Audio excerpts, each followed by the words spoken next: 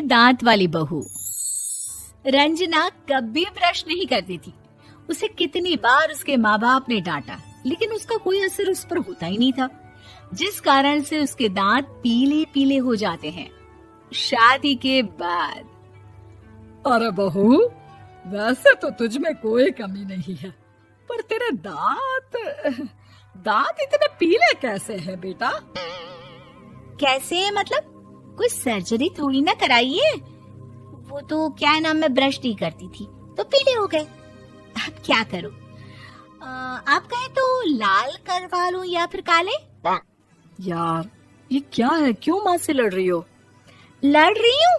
अरे मैं लड़ रही हूँ या ये बोल रही है कि दांत पीले हैं, पीले। अरे तपस्या थोड़ी ना की है इन्हें पीले करने के लिए। बकायदा ब्रश नहीं किया है 20 साल तक, तब जाकर। छी, कैसी बात कर रही हो? ये उस वक्त तो पीले नहीं थे जब हम लोग तुम्हें देखने आए थे।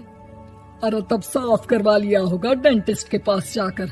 अब देखो कैसे पीले पीले लग रहे हैं। रंजना सास की तरफ गुस्से से देखती है। फिर शुरू हो गई पीले पीले पीले। अरे पीले तो तब भी थे जब मेरे हाथ का रसगुल्ला उड़ा उड़ा कर खा रही थी और बोल रही थी, लड़की नहीं गुणों का खजाना दे रहे भाई साहब आप। खैर, अब वो लोग करते भी तो क्या करते, पीले दांत वाली बहू पल्ले पड़ी थी तो झेलना तो था ही। एक दिन कीर्तन में रंजना गाना गा रही थी। अरे कमला बहन, माँ का द्वार है, यहाँ तो सब शुद्ध होकर आते हैं, फिर अपनी बहू को ब्रश भी नहीं करवाती तुम। दूर से पीले पीले दांत भक्ति में बाधा उत्पन्न कर रहे हैं। अरे कोई 2 साल के बच्चे थोड़ी ना लेकर आई हूँ मैं बहू बनाकर। अच्छी खासी लड़की है, अरे कैसे करवाऊं ब्रश? ये तो उसे खुद करना चाहिए ना।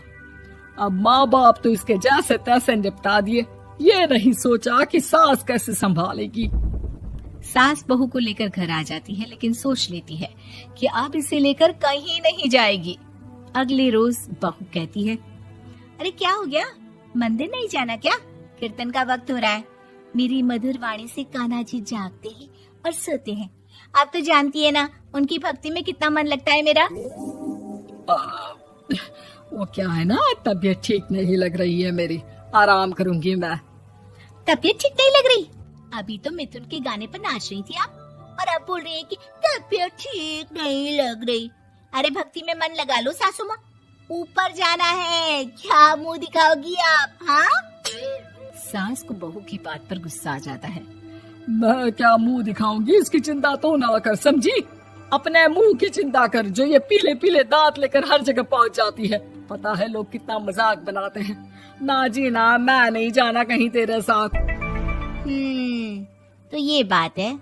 कोई ना, मत जाओ, मैं अपने कमरे में ही बैठकर भक्ति कर लूंगी। ऊपर वाला दांत थोड़ी ना देखता है, मन देखता है, भावना देखता है। और अरे बस बस, तू सब कुछ दिखा, बस ये सफेद चमकदार दांत ना दिखाना किसी को, है? जा यहाँ से। बहू को सास की बात का कोई फर्क नहीं पड़ता, वो तो जैसी थी वैसी ही रह जाती है।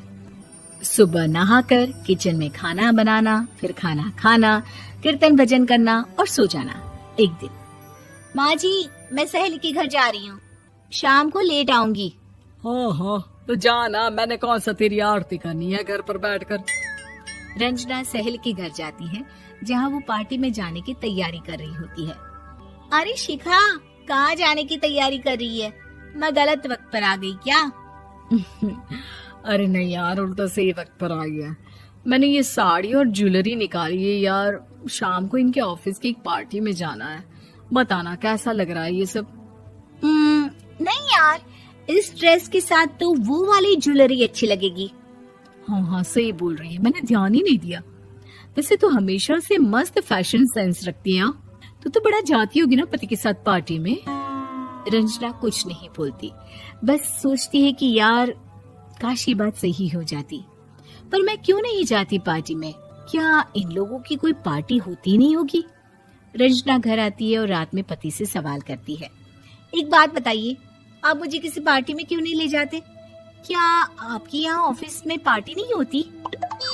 पति बेचारा क्या कहता कि दांत पीले हैं तुम्हारे इसलिए। अरे कोई पार्टी होती नहीं हम लोगों के ऑफिस में, तो कहाँ से लेकर जाऊं? और मार्केट, मॉल, कहीं वीकेंड घूमना, कहीं तो। अरे यार, सारे हफ्ते में एक छुट्टी मिलती है, तो सोचता हूँ कि आराम ही कर लूं। क्यों? रंजना मन मार के रह जाती है। पहले कभी सास के साथ मंदिर जाया करती थी, लेकिन वो भी सास ने ले जाना बंद कर दिया। घर बैठी बैठी रंजना बोर हो जाती है। तभी उसे आइडिया आता है और वो मायके जाने का सोचती है। सासू माँ, 2 दिनों के लिए मम्मी के घर जा रही हूँ। अच्छा अच्छा, ठीक है, आराम से जा। और हाँ, माँ से कुछ अच्छी आदत सीख कर आना कि कैसे शरीर के हर भाग की तरह दांतों की सफाई भी जरूरी होती है, समझी? शुरू हो गई ना आप। वो लोग आपकी तरह नहीं है कि छोटी छोटी बात का बतंगड़ बना दे। उन लोगों के लिए मैं मायने रखती हूँ, ना कि मेरे पीले पीले दांत। रंजना माँ को बिना बताए उन लोगों को सरप्राइज देती है, लेकिन जैसे ही वो दरवाजे पर पहुंचती है, अंदर देखती है कि घर वाले कहीं जा रहे होते हैं। अब माँ, काश रंजना दीदी के दांतों वाली प्रॉब्लम नहीं होती, तो वो भी हम लोगों के साथ चलती ना बुआ जी की बेटी की शादी में। हाँ बेटा, लेकिन अब उसे कौन समझाए कि उसको उसके पीले दांत नहीं दिखते, लेकिन उसके आसपास के लोगों को कितना एम्बैरेसिंग फील कराते हैं। मुझे तो कितनी बार उसके स्कूल की टीचर ने शिकायत की कि उसके साथ कोई लड़की बैठना भी नहीं चाहती, और ना ही कॉलेज में कोई उससे बात करना चाहता था। लेकिन पता नहीं क्यों उसे ये बात समझ में ही नहीं आती। कोई कमी नहीं है उस लड़की में, बस यही कि दांत पीले हैं। वो तो भला हो जीजा जी और उनकी माँ का, जो दीदी को जैसी है वैसे ही रखा हुआ है। रंजना को अपने घर वालों की बात सुनकर बहुत दुख होता है। वो सोचती है कि वो क्या करे, लेकिन फिर वो सीधा डेंटिस्ट के पास जाती है, अपने दांत चमकाती है और कसम खाती है कि वो रोज ब्रश करेगी। अरे क्या हो गया?